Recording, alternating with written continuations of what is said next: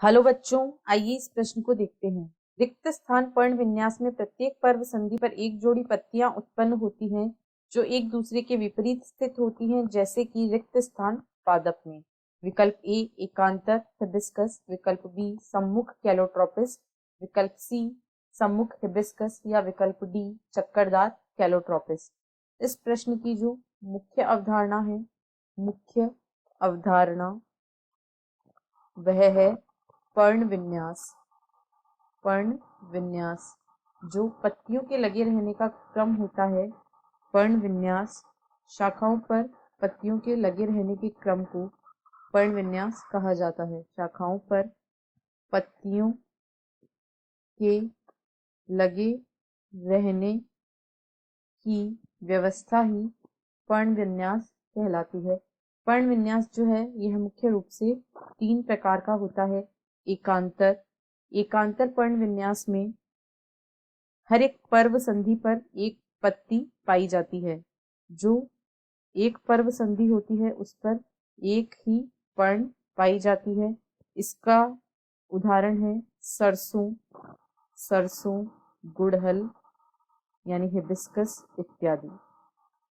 अब यदि हम सम्मुख पर्ण विन्यास की बात करें, सम्मुख पर्ण विन्यास, तो इसमें प्रत्येक पर्व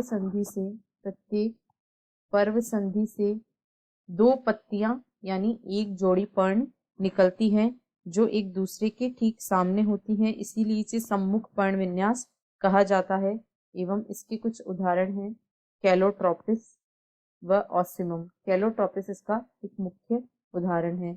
इसके अलावा एक और प्रकार का पर्ण विन्यास जो पाया जाता है वह है चक्करदार। इसमें हर एक जो पर्व संधि होती है उस पर 2 से अधिक पर्ण पाए जाते हैं और एक चक्र में व्यवस्थित रहते हैं। इसका एक उदाहरण है कनेर।